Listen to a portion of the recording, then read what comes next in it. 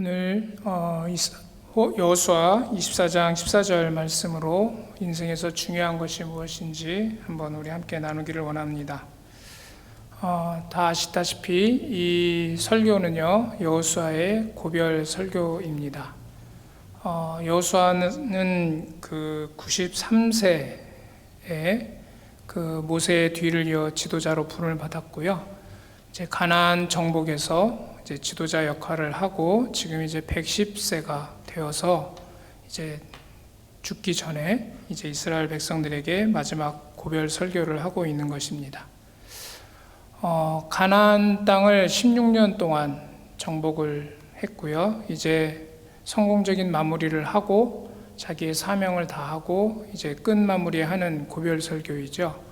그런 점에서 우리 인생의 성공, 어떻게 보면 인생을 이제 성공적으로 산 그 마지막 때에 오늘 제목처럼 인생에서 과연 중요한 것이 무엇인지를 이 여호수아는 설교 내용에 담아서 후세대에게 전하고 있습니다. 아울러서 여호수아는 다 아시는 것처럼 이스라엘 백성들이 광야에서 이전에 태어난 사람들은 다 죽었기 때문에 그 이스라엘 백성들 중에 최고령자이죠. 갈렙과 함께. 그래서 최고령자로서 또 지도자로서 다음 세대들에게 인생에서 가장 중요한 것이 무엇인지, 꼭 인생의 중심으로 삼아야 될 것이 무엇인지를 가르쳐주는 설교이기도 합니다. 그래서 오늘 이 설교 내용을 통해서 특별히 핵심적인 오늘 14절 말씀을 통해서 인생에서 중요한 것이 무엇인지 다시 한번 기억하고 또 우리의 그 신앙을 세울 수 있기를 원합니다. 첫 번째 중요한 내용에 대해서 그 오늘 본문의 핵심 내용이죠. 14절의 전반부에 보면 이제는 여호와를 경외하며 그를 섬기라 말씀하십니다. 하나님을 경외하며 그를 섬기는 것, 하나님을 섬기는 것, 그것이 인생에서 가장 중요한 거라는 거죠. 아까 말씀드렸다시피 이제 이스라엘 백성들이 애굽에서 사는 동안 얼마나 그 긴 세월 동안 가나안 땅에 들어가기를 열망했겠습니까?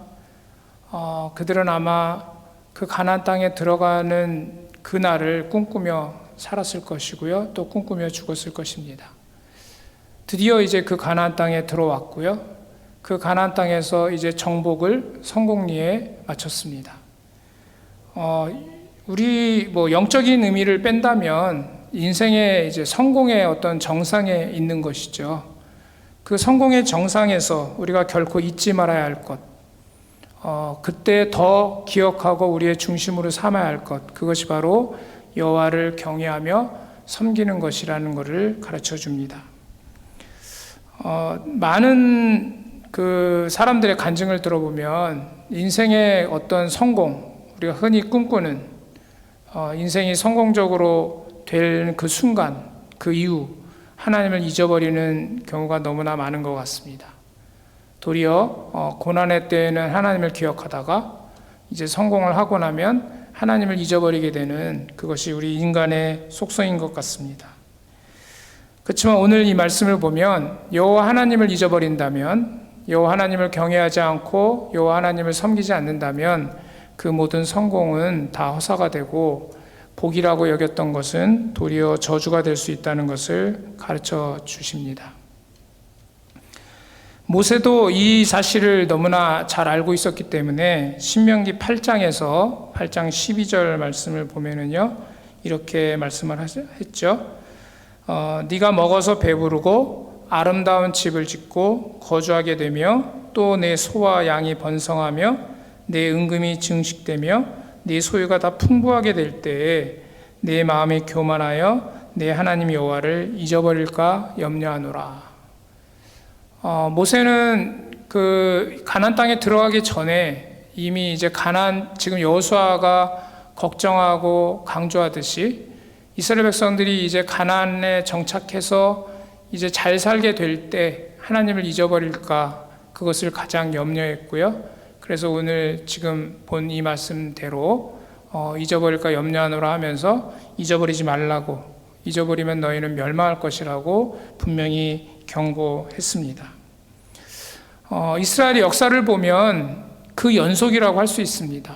이스라엘 백성들이 하나님을 잊어버리고 또 하나님을 떠났을 때 하나님께서는 그들을 다시금 일깨워서 하나님을 기억하고 하나님을 경외하며 섬기는 삶을 살게 하시는 그 과정의 연속이라고 할 수 있죠. 이스라엘 백성들이 하나님의 은혜로 풍요롭게 될 때에는 꼭 하나님을 잊어버렸습니다. 그리고 하나님 잊어버리고 살 때 하나님은 그냥 두실 수가 없어서 그들로 하여금 다시금 하나님을 찾게 하시기 위하여 고난의 풀무 속에 집어넣으셨고요. 그때마다 이스라엘 백성들은 이제 정신 차리고 다시 하나님을 찾고 그러다가 또 하나님의 은혜로 풍요롭게 될 때 또 하나님을 잊어버리고 이 과정의 연속인 것을 이스라엘의 역사를 통해서 보면 확인할 수가 있습니다. 그 과정에 이제 계속된 연속이 사사기서에도 반복되고요. 또 이스라엘의 열왕기 열 왕들에 의해서도 계속 반복되는 역사임을 우리는 알 수 있습니다. 어찌 보면 지금 우리가 겪고 있는 코로나19 상황도 그와 같은 일일 수 있습니다. 코로나19를 어떻게 볼 것이냐 여러 가지 보는 시각들이 있겠지만 우리 크리스천들은 이 상황을 통하여 더 하나님을 바라보고 하나님 앞에서 신앙을 점검하여 바로 서는 시간이 되어야 함이 분명합니다. 이 시간이 누구의 어떤 잘못이든 그것이 중요한 것이 아니고요. 이 고난의 시간을 통해서 더 하나님을 깊이 묵상하고 우리의 믿음을 점검하고 내가 정말 하나님을 경외하며 섬기는 그 하나님의 백성으로서의 삶의 모습을 잊어버리고 살지는 않았을까라고 하는 것을 돌아봐야 되는 것이죠. 코로나19가 깨트려버린 모든 일상의 것들, 그 모든 것들이 하나님보다 더 중요할 수는 없거든요. 그 모든 것들이 깨트려지고 넘어지고 없어질 때에 우리는 오직 하나님만 붙드는 그 법을 배워야 될 줄로 믿습니다. 오늘 여호수아서에서 지금 여호수아가 강조하고 있는 상황은 그런 상황은 아닙니다. 도리어 성공의 정상에 서 있는 순간이죠. 이제 이스라엘 백성들은 가나안 땅을 정복했기 때문에 이제 이 가나안 땅에서 적과 꿀이 흐르는 이 가나안 땅에서 하나님이 약속하신 그 행복을 누릴 날이 이제 남아있는 순간입니다.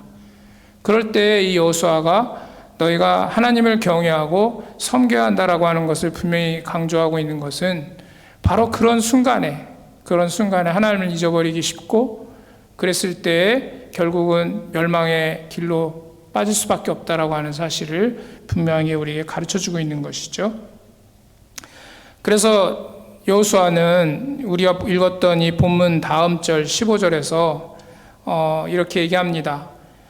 만일 여호와를 섬기는 것이 너에게 좋지 않게 보이거든 너희 조상들이 강 저쪽에서 섬기던 신들이든지 또는 너희가 거주하는 땅에 있는 아모리 족속의 신들이든지 너희가 섬길 자를 오늘날 택하라.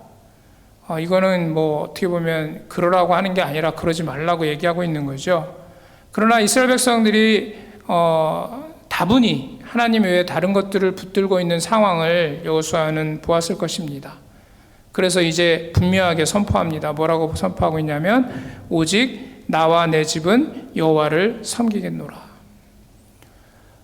우리의 신앙은 정말 여기 나와 있는 이 말씀처럼 오직 다른 사람은 어찌하든지 나는 정말 하나님을 굳게 경외하며 섬기는 자로 서겠다라고 하는 굳은 신앙적인 결단과 선포의 고백이 있어야 될 줄로 믿습니다. 여호수아는 사실 다 알고 있지만 이미 오래전에 가나안 땅에 들어오기 전에 이와 비슷한 일이 이미 있었고요. 그 가나안 땅을 정탐했을 때 12명의 대표가 정탐했지만 그 중에 10명이 다 불신앙에 빠져서 부정적인 보고를 했을 때에 갈렙과 여호수아 단 둘만이 신앙으로 긍정적인 보고를 했죠. 그럴 때 이스라엘 백성들이 다 그 10명의 그 불신앙의 보고를 따르면서 울면서 막 절망하고 울부짖고 난리가 났을 때에 그때 이 여호수아 갈렙만큼은 믿음을 굳건히 지켰거든요. 오늘날도 그와 같은 상황이 우리 주변에 널려 있습니다. 갈수록 신앙인들은 찾아보기 힘들고요. 신앙인이라 할지라도 명목상의 신앙인들이 많고 참된 신앙을 유지하기 힘든 이 시대에 정말 나라도 오직 나와 내 집은 여호와를 섬기겠노라고 하는 그렇게 굳건하게 신앙을 표현할 수 있는 그런 믿음의 백성들이 필요한 시대가 아닌가 싶습니다.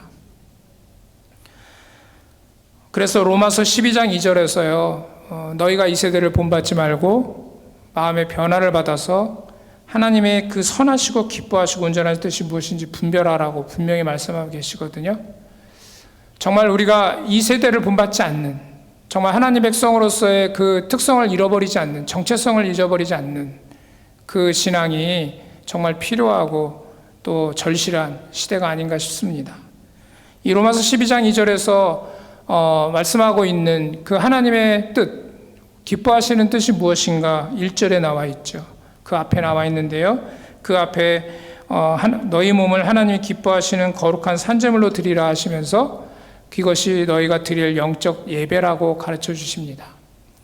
지금 여호수아가 얘기하고 있는 여호와를 경외하며 섬기는 것, 한마디로 예배죠. 예배의 삶을 살라는 겁니다. 예배를 잊어버리지 말라는 거죠. 예배자로 항상 서 있으라는 것입니다. 우리 새벽 예배 드리는 소예배실 세단장을 하면서 거기 뒤에 써 있는 글 보셨는지 모르겠습니다. 예배의 성공자가 되자고 써 있습니다. 여러분, 우리가 인생에서 성공해야 될 것이 있다면 바로 예배입니다. 예배에서 성공하는 자가 되어야 되는 것이죠. 다른 데서는 성공하지 않아도 괜찮지만 예배에서 있어서만큼은 성공해야 되는 것이 우리의 사명이고 우리가 행해야 할 마땅한 의무이고요. 그게 우리의 정체성입니다.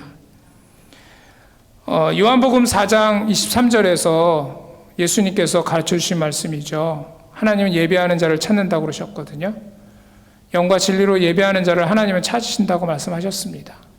정말 하나님을 예배하는 자, 하나님을 경외하며 하나님을 섬기는 자, 하나님을 위하여 자기의 몸을 거룩한 산제물로 드리는 자, 오직 정말 하나님만 섬기는 자, 그 사람을 하나님은 찾으시는 것이고요.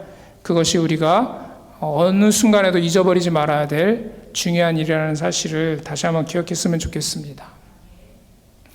여기서 한 가지 더 생각해 볼 거는 여호수아가 나만 얘기한 게 아니라 나와 내 집은이라고 표현했다는 것이죠. 우리가 이 시대, 정말 다음 세대가 신앙을 굳건히 세워갈 것인지 걱정되는 이 시대에 정말 이 말씀은 너무나 귀한 말씀입니다. 우리도 이러한 선포와 또 소망과 간구 속에 있을 것이고요. 마땅히 또 그렇게 살아야 될 줄로 믿습니다. 우리 가정, 우리 집, 우리 다음 세대들, 이 세대들이 우리와 함께 같이 하나님을 경외하며 섬기는 자로 굳건히 서기를 정말 우리가 간절히 소망하고 기도하고 이 일을 위하여 우리의 사명을 다해야 될 줄로 믿습니다. 정말 우리의 다음 세대들이 믿음의 그 후손들로 굳건히 설 수 있기를 간절히 기도합니다. 정말 믿음의 그 예배자로 우뚝 설 수 있었으면 좋겠습니다. 그들이 하나님께서 찾으시는 예배자로 정말 하나님이 기뻐 보시는, 하나님이 너무너무 사랑하시는 그런 예배자들로 이 세상에서, 이 약한 세상에서 우뚝우뚝 서서 하나님을 기쁘시게 하는 자들이 되었으면 좋겠습니다. 아마 여호수아도 그런 마음으로 이 설교를 했을 것입니다. 그 110세 이제 인생을 마감해야 할 그 시점에서 이스라엘 백성들을 바라보면서, 가나안 땅에서 살아갈 그 이스라엘 백성들을 바라보면서 지금 선포하고 있는 이 말씀에 담겨진 그 간절한 마음이 우리의 마음일 것이고요. 지금 이 시대의 다음 세대들을 향한 우리의 간절한 기도일 줄 믿습니다. 두 번째로는요, 하나님을 경외하며 섬기는 삶을 살아야 되는데 어떻게 살아갈 수가 있느냐라고 하는 겁니다. 그 답은 14절 앞에 있습니다. 뭐라고 앞에 있냐면 그러므로라고 시작하고 있습니다. 이 앞에 있는 내용들은 24장 1절부터 시작되어 있는 이 13절까지의 말씀은 이스라엘의 역사를 쭉 훑고 있는데요. 한마디로 얘기해서 이스라엘의 시작부터 시작해서 출애굽해서 가나안 땅을 정복하기까지의 그 이스라엘의 역사 속에서 하나님이 어떠한 은혜를 베푸셨는지를 쭉 이야기하고 있습니다. 한마디로 얘기해서 하나님의 은혜로 이스라엘이 생겼고, 이스라엘이 고난 가운데 구출받았고, 출애굽했고, 가나안 땅을 정복했다라고 하는 것이죠. 바로 하나님이 은혜를 베푸셨다는 것입니다. 24장 2절에 보면 하나님께서 아브라함을 택하여 부르셨고요. 그 아브라함에게 이삭을 주셔서 이스라엘 백성들이 시작할 수 있도록 은혜를 베푸셨고요. 그리고 4절에 가서는 이제 애굽으로 내려갔던 그 이스라엘 백성들을 출애굽시킨, 구원하신 그 하나님의 은혜를 말씀하십니다. 그리고 8절에 가보면 이스라엘 백성들이 광야로 나왔을 때 하나님께서 그 대적들을 어떻게 물리치시고 이스라엘을 보호하셨는지를 말씀하시죠. 그리고 그 끝부분에 가면 가나안 땅에 있는 많은 족속들을 하나님께서 어떻게 물리치시고 가나안을 정복하게 하셨는지를 말씀하십니다. 그러면서 13절에서 이제 그 가나안 땅에서 하나님께서 주시는 그 모든 복, 너희가 수고하지 아니한 땅과 너희가 건설하지 아니한 성읍들을 너희에게 주었다. 너희가 그 가운데 거주하며 너희는 또 너희가 심지 아니한 포도원과 감람원의 열매를 먹는다. 하나님의 주시는 그 복을 누리고 있다는 사실을 일깨워주고 있습니다. 이렇게 시작부터 구원받고 보호받고 부흥하는 이 모든 과정에서 하나님께서 베푸신 그 놀라운 은혜, 그 은혜를 기억할 때 당연히 여호와를 경외하고 섬기게 될 수밖에 없는 것이죠. 우리도 마찬가지입니다. 우리에게 베풀어진 은혜, 시시때때로 우리는 잊어버립니다. 그러나 하나님의 은혜로 말미암아 시시때때로 그 은혜가 생각이 날 겁니다. 하나님께서 일깨워 주실 때마다 하나님께서 나에게 얼마나 큰 은혜를 베풀어 주셨는지, 크고 작은 여러 가지 은혜, 그 순간순간 있었던 은혜, 정말 죽어도 진작 죽었을 것인데 하나님의 은혜로 내가 살아서 지금도 하나님 앞에서 예배드리는 자로 서 있다라고 하는 이 사실, 정말 지옥에 가도 수없이 가야 될 죄인인데 예수님께서 우리를 위하여 십자가에 못 박혀 죽으심으로 말미암아 그 피로 우리의 죄를 씻어주시고 아무 공로가 없는 우리를 마다하지 않으시고 기꺼이 받아주시고 하나님의 자녀로 삼아주셔서 우리가 감히 하나님의 자녀로서 천국 소망을 가지고 살아갈 수 있게 해주신 그 은혜, 그것뿐만 아니라 세상을 살아가면서 겪었던 수많은 일들 속에서 하나님께서 베풀어 주셨던 그 은혜들을 우리는 쉽게 잊어버리지만 기억할 때마다 우리는 그 하나님의 은혜에 감사하지 않을 수 없을 것입니다. 그렇기 때문에 우리는 하나님을 경외하지 않을 수 없고 하나님을 섬기지 않을 수 없는 것이죠. 하나님께서 우리를 택하신 은혜를 생각해 보십시오. 하나님께서 우리를 구원하신 은혜를 생각해 보십시오.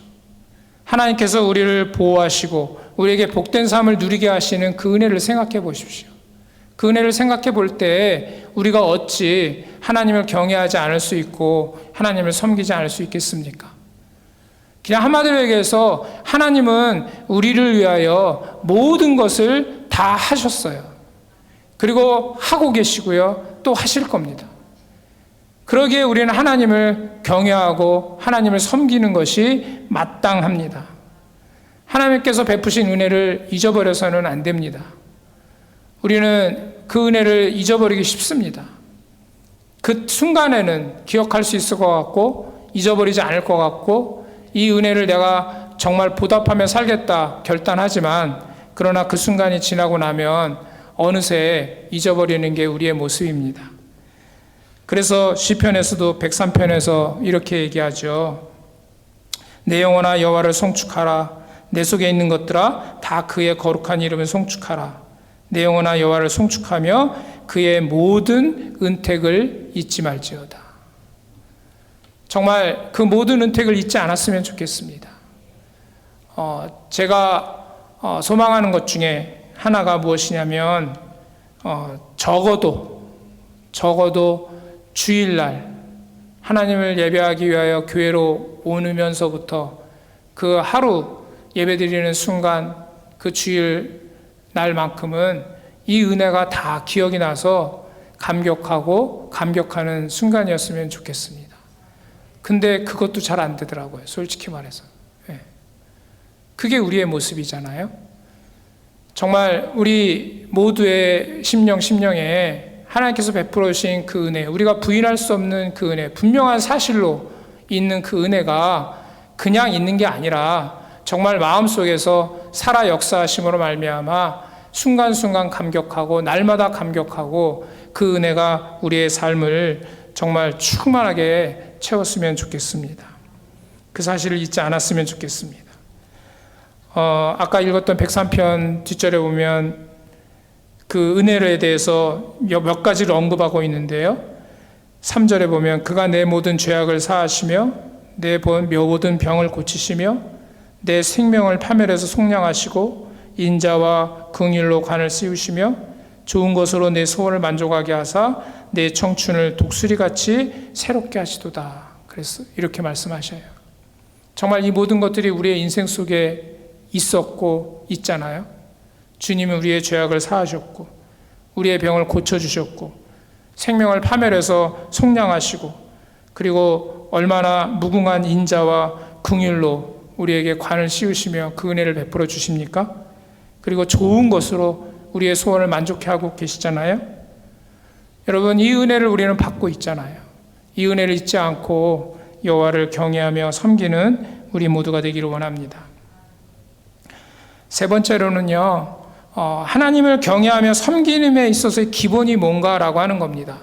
오늘 본문에서는 그것이 무엇인지를 가르쳐 주냐면 뒷절에 보면, 아니 중간 첫 번째 줄에 첫 부분에 보면 그 섬기라는 그 내용을 수식하고 있는 단어가 있는데 그게 뭐냐면 온전함과 진실함입니다. 그 온전함과 진실함에 대해서 좀 더 설명이 구체적인 내용이 나오는 게 뒤에 있죠. 그게 뭐냐면 너희의 조상들이 강 저쪽과 애굽에서 섬기던 신들을 치워버리고 여호와만 섬기는 것. 정말 다른 모든 것들은 다 내어버리고 오직 하나님만 섬기는 것. 그것이 정말 여호와를 경외하며 섬기는 자세입니다. 하나님이 우리에게 요구하시는 자세죠. 그래서 이스라엘 백성들, 그 이스라엘 왕들의 역사에 가장 그 평가의 핵심적인 요소가 뭐냐면 우상을 제거했는지, 하나님을 섬기는 데 있어서 그 다른 요소들, 뭐 우상이니 산당이니 이런 것들을 제거하고 오로지 하나님만 섬겼는지를 평가하는 그 평가가 계속해서 반복되고 있습니다. 여러분, 우리의 삶 가운데도 마찬가지죠. 우리는 어떠냐 하는 것입니다. 하나님 외에 다른 것들을 끊임없이 우리는 제거하고 있는지. 이스라엘의 역사를 보면 어떤 왕이 등장을 해가지고 뭐 우상을 제거하고 산당을 제거하고 또 파하고 막 뭐 가로론 만들어서 뭐 시내에 뿌리고 했다 그러는데 그 다음에 보면 또 우상이 또 나와요. 그걸 보면 뭘 할 수 있냐면 재했다 싶으면 또 만드는 거죠. 재했다 싶으면 또 만들고요. 여러분, 그 모습이 우리의 모습이거든요. 우리가 섬기는 우상들, 하나님 외에 다른 붙들었던 것들, 우리가 중요시했던 것들, 우리가 마음속에 간직하고 있었던 것들 없앴다 생각하고 내려놨다 생각했는데 어느새 보면 또 붙들고 있고 또 그거를 중요시하고 있는 우리의 모습을 보게 되잖아요. 그런 점에서 우리의 하나님을 섬기기 위하여 그 모든 것들을 제거하고 없애는 노력은 끊임없이 계속되어야 되는 노력일 수 있습니다. 그래서 시시때때로 돌아보고 우리 찬양 가사처럼 내가 주인 삼은 모든 건 내려놓고 정말 내 주 대신 주 앞에 나아가서 내가 사랑했던 모든 건 내려놓고 주님만 사랑해라고 고백할 수 있는 그런 신앙의 점검, 신앙의 바로섬이 필요한 시대가 아닌가 싶습니다. 특별히 우리 다음 세대들을 바라보면 그런 간절함이 있습니다. 우리들도 그랬지만요. 다음 세대들 얼마나 세상적인 유혹들이 많은 시대입니까? 아마 다음 세대들에게 펼쳐져 있는 그 세상의 유혹들은 우리가 상상을 초월할 정도입니다. 온갖 유혹들이 그 주변에서 손을 뻗치고 있습니다. 그렇기 때문에 다음 세대들이 신앙을 지킨다라고 하는 게 얼마나 힘든 일인지 우리는 이해해야 합니다. 그러나 그 다음 세대들 역시 하나님만 섬기는 자로 서야 되는 것이 분명한 의무인데, 그래서 그들을 위하여 간절히 기도로 도와야 될 줄로 믿습니다. 정말 그들이 그 세상적인 유혹들을 이겨낼 수 있도록, 그래서 그것들을 다 내어버리고 오직 하나님만 붙드는 자로 설 수 있도록 그렇게 간절히 기도하고, 그들이 정말 그런 세상적인 유혹들을 이겨낼 수 있는 그런 신앙인이 되었으면 좋겠습니다.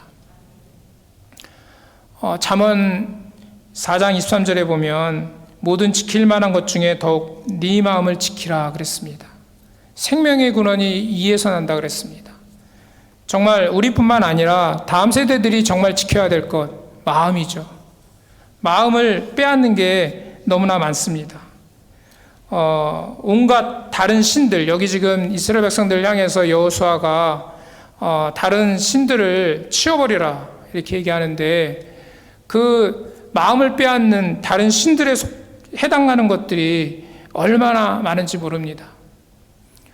뭐 재물이니 공부니 성공이니 취업이니 대학에 가는 거 뭐 등등, 뭐 외모부터 시작해가지고 뭐 온갖 것들이 주변에서 마음을 빼앗고 있고요. 그것들을 때문에 하나님을만 섬겨야 할 그 마음들이 나뉘어지고 있는 것이 사실입니다. 그래서 정말 오늘 이 말씀을 읽으면서 사실 이 말씀을 설교의 주제로 삼았던 이유는 거기에 있습니다.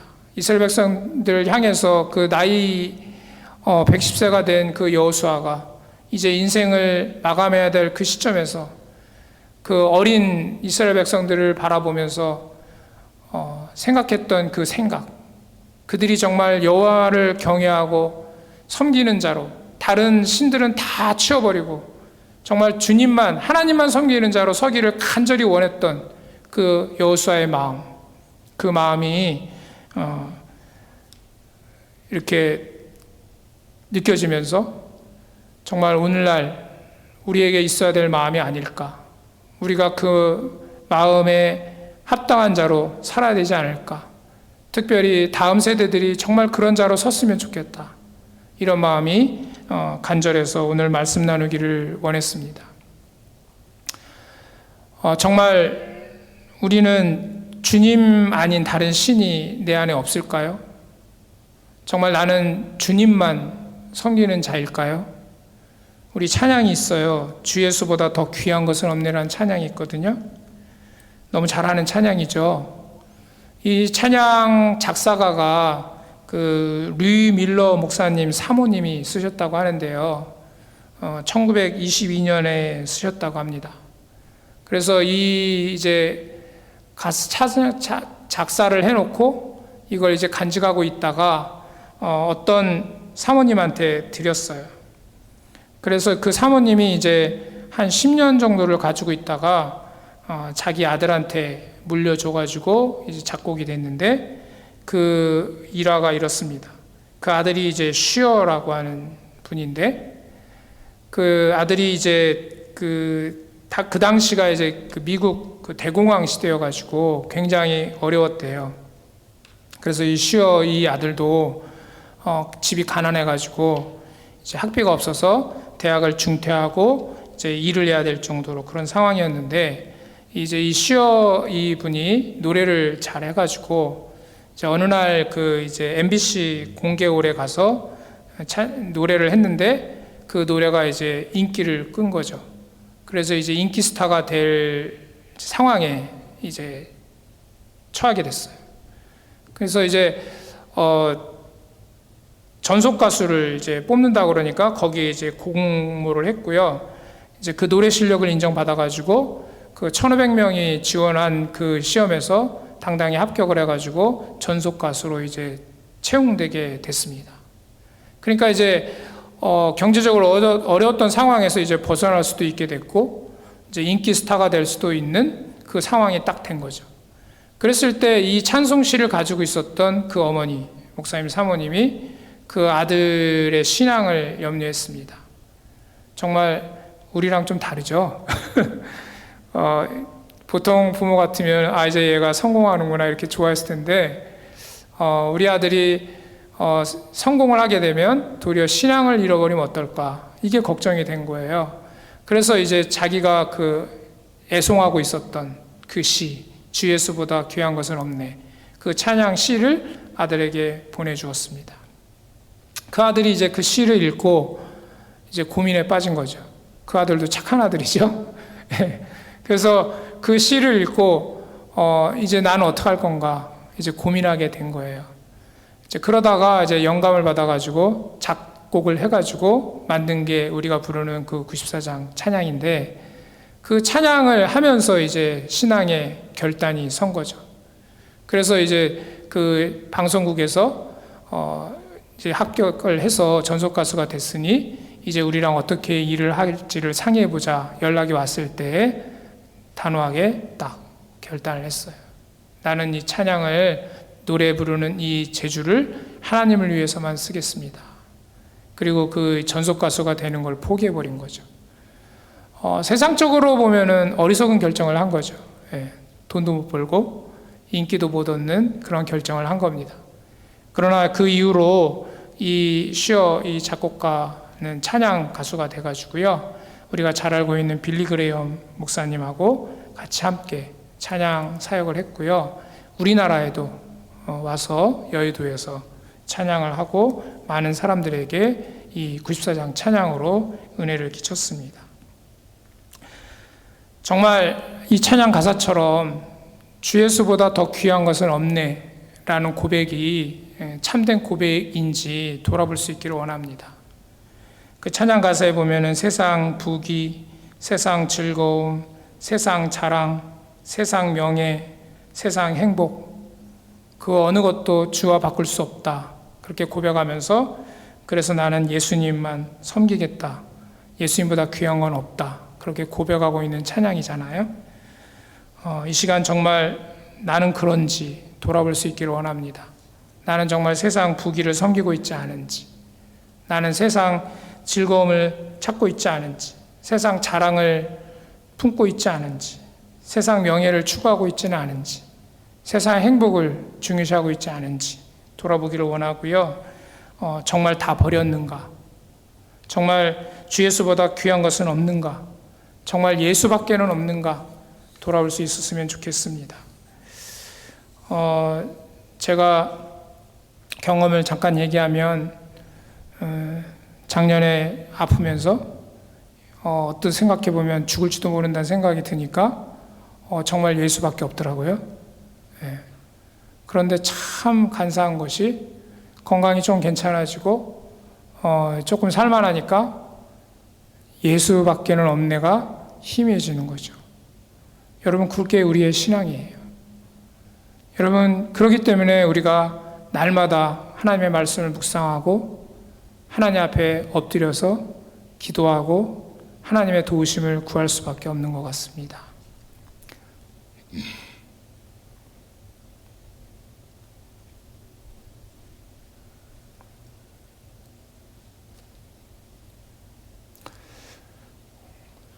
오늘